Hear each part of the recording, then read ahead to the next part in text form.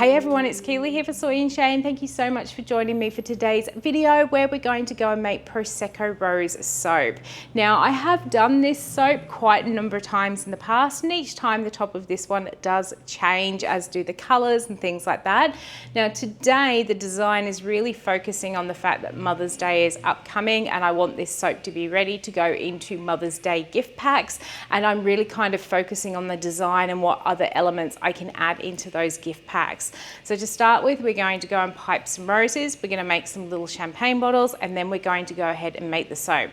So let's go and see how I make Prosecco Rose. Let's go. All right, so it has been a little while since I have made piped roses, so let's see how we go with this one. I think it's been a couple of years since I've actually piped roses, but surely it's like riding a bike. Anyhow, I've got about 100 grams worth of oil with the lye, and I've used some trial by fire to get a pinky red sort of color. I have got my little flower nail, and I'm going to start by putting a bit of soap on here. Now, I did have this at the right consistency, but I had a customer come into the shop, so hopefully it hasn't firmed up on me too much. Let's start piping. I might bring the camera a bit closer so I'm not leaning too far over. All right, so we're going to start off. I make a little mound in the middle. I've got a pedal tip 103, and I've got the narrow end up at the top of my piping bag here. And I'm just going to give it a bit of a squeeze. We may have set up too much while I was serving a customer. Oh, no. We're going to make this work. We're going to make it work. Let's give it a good squeeze. I might just have to clean out my nozzle. And just give that a bit of a massage just to get that soap moving again, which softens it up just a little bit. And that will help with the whole piping. Let's squish it back down the bag, get our nozzle pointing the right way, and let's see if that has helped. Yeah, it's helped a little bit. So I've got that first one done. I'll grab another one and give you a bit more of a better look. Now we've got things going. So I'm going to start by putting a little sort of dollop in the middle. And then what I do is, with that narrow end pointing up, I'm going to create a few petals that kind of go in towards the middle. And what I'm doing is, as I'm squeezing, I'm tipping my piping bag in. I move it up and down. The next row, I just tip my bag back just a little bit, and I create another row of petals. I do think I've left this one to sit too long. Oh no, there it goes. Now it's flowing. That's the beauty when you are doing piping. If it does feel like it's too hot, just get that soap moving and it will become fluid again. So there we go, that's working really nice. We've got our little center. So again, I'm going to put my piping tip so it's pointing inwards. And as I squeeze, I kind of bring my bag up and down. We're making like little C shapes. And I'm just going to create 3 little inner petals. I always cross my petals over. So every time I finish, I just come back a little bit and then cross the petals over like you would see in the flower. Now the other thing is, I'm always moving the flower nail and not the actual piping bag. If you try moving the piping bag, it just doesn't work. So you always use the sort of spin of the nail to get the shape of the flower. A little bit of practice goes a long way. When I first started piping flowers, honestly, they were terrible, absolutely terrible. They were definitely not this sort of petite size for soaps. My flowers always got cut, but the more I practiced making them, the better they actually came up. So just have a bit of a practice with it. And the other thing is, sometimes your flowers might not look particularly good on your flower nail here, but once you actually get them on your soap and you get them surrounded by a couple of leaves and other bits and pieces, you'll be surprised at just how good that piping actually looks. But I'm actually going to be aiming just to have 1 small flower per soap. So I'm purposely keeping these small. Now, the dilemma here is I can actually feel this heating up in my hand, and now it's kind of getting a little bit too runny for piping. When that happens, you just need to let it sit for a couple of moments and let it firm back up. It's a bit of a patience game when it comes to doing piping. But like I said, it's all about practice and just keep going with it. Now, speaking of getting on with things, I am going to finish making up my little roses to go on the top of the soap. I'm also going to make myself some little green champagne bottles. It's a mold that I've had for many, many years. I don't think it's made anymore. If I can find any links, I'll leave them in the description box, but I can't guarantee I'm going to be able to do that because I'm pretty sure they have stopped production of it. But I'm going to make those little champagne bottles and then we're going to get on with making the soap.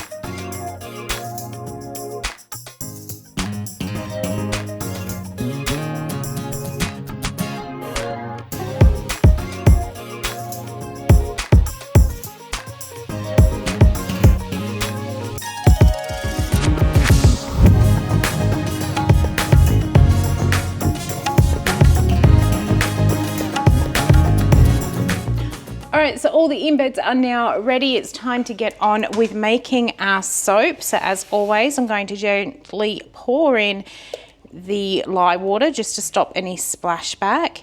And then I'm going to give this a little bit of a mix, bring it to emulsion, and then we're going to split it up for some colors while I still debate in my head what sort of pour we're going to do on this one.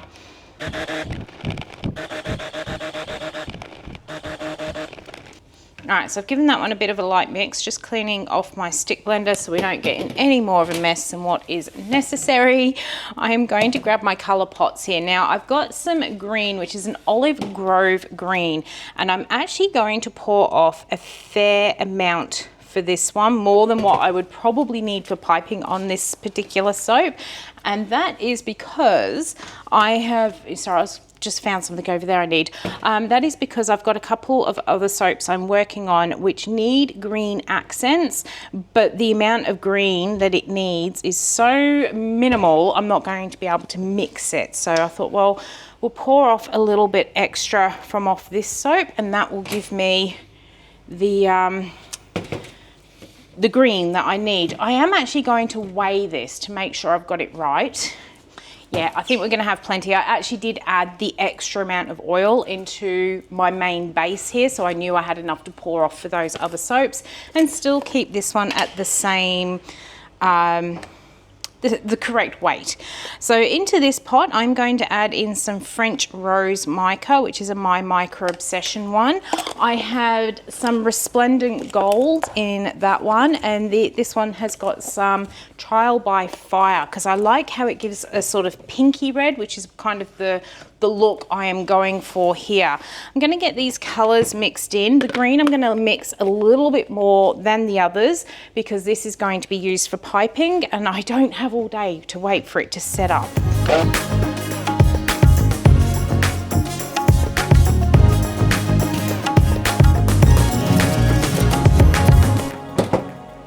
All right, I'm happy with those colors. I've learned not to use white with my Prosecco Rose as much as I like making a white base for it. It doesn't go brown in the soap, but over time it does turn the white yellow, and I'm talking it takes months for it to happen. But I do have a couple of soaps which just haven't sold quickly, and I can see that the base is now starting to get that yellow color. So for this particular one, I have decided to make it a pink base here.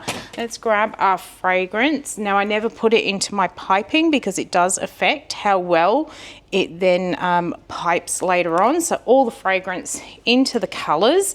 Let's give that a good mix. Now, normally this fragrance plays well, but anything can actually change how it decides to behave, anything from temperature. It is very humid today. We've got a lot of rain, and it's been a while since I soaped with it, so let's hope it does decide it's going to play nicely. That's our dusky pink color. Oh yes, it is going nice. I like that.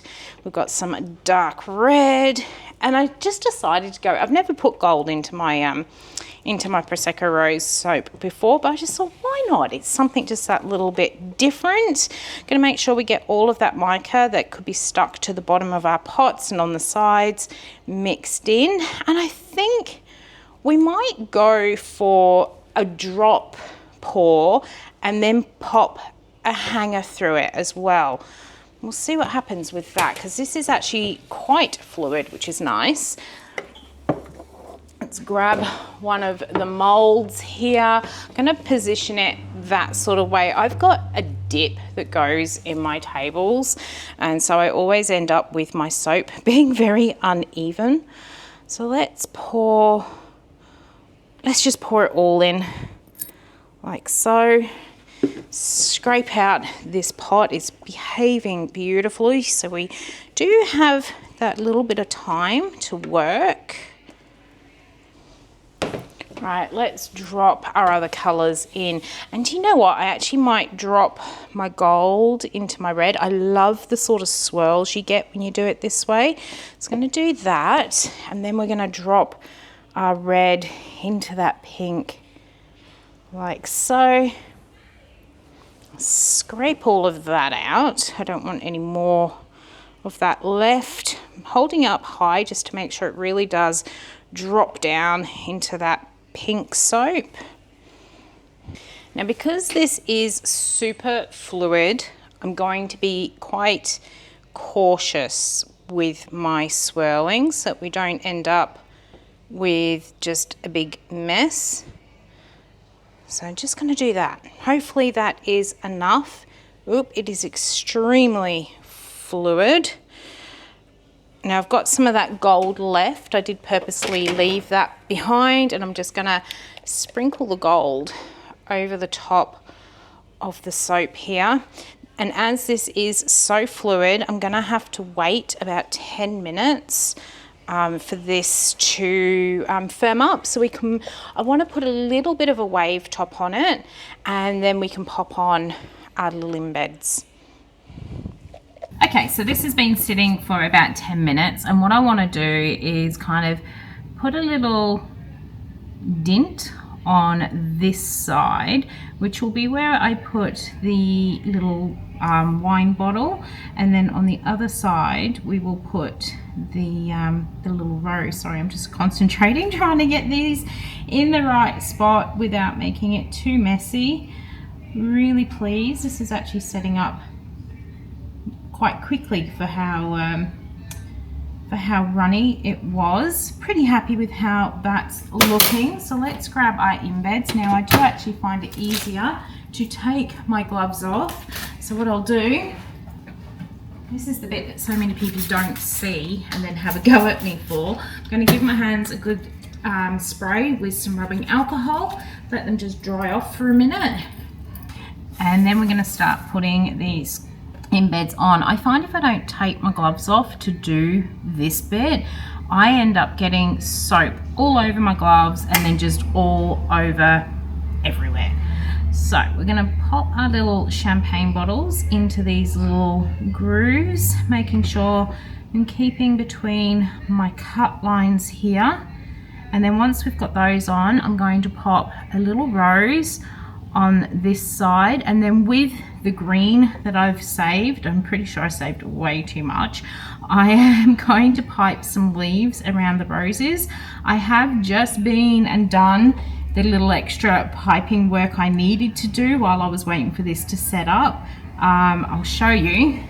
An upcoming soap are going to be a little persimmon one, so I wanted just some little green tops. I didn't have any green soap dough to actually make the little leaf top that you see on the top of your persimmons, so I knew I had to save just that tiny little bit for piping. All right, so we've got all of our little bottles on. I'm going to get the roses on, and then we'll get those leaves piped on the top.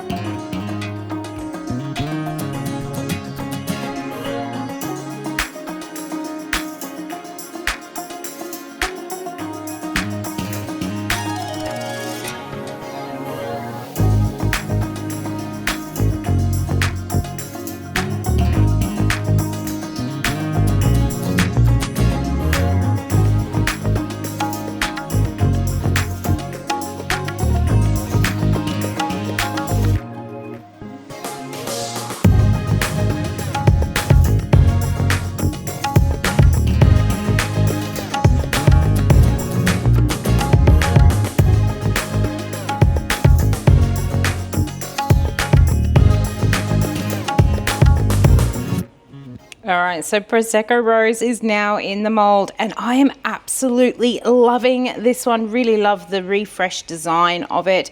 I added just a little bit of gold mica spray across the roses just to make the leaves sort of really pop. And then in between the bottles, I have just sprinkled a little bit of the gold cellulose beads just to look like bubbles. Absolutely loving it. Gonna leave it to set up overnight, and then we'll be back shortly and we'll cut it open and take a look at the inside.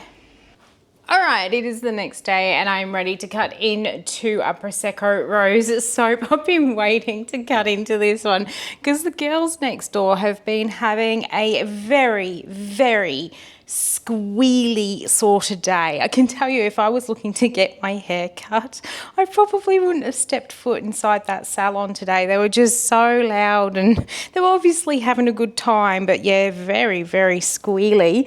But it does sound like they've actually just decided that it's home time because I've just heard them shut their door. So now I can cut the soaps in peace. All right, Ida is through. I'm going to remove the end bit and then we'll take a look at what we got on the inside. All right, so let's grab our first one. Oh, the color's dropped right down to the bottom.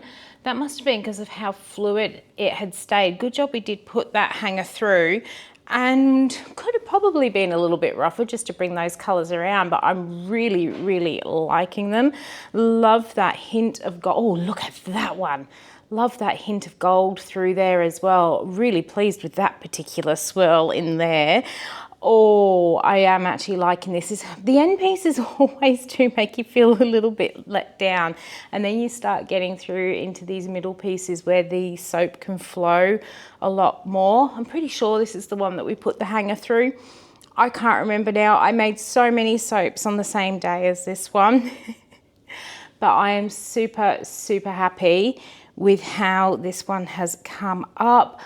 Oh, and love the top. So you got that bottle. Some of the roses have got a little bit of a cut in them, which I was completely expecting, but I did want all those bottles to be a whole bottle on them. Love the little gold cellulose beads around them. Just looks like lots of little bubbles popping out of the bottle. And this one always smells so good. Whenever I do this fragrance in soap, it's always quite popular. But yeah, very happy with how this one has turned out. So I hope you've enjoyed coming along with me as I made the Prosecco Rose soap. This one will be available in Mother's Day gift packs as well as on the website as singular bars as well. If you did enjoy coming along with me, why not leave me a thumbs up and any comments down below.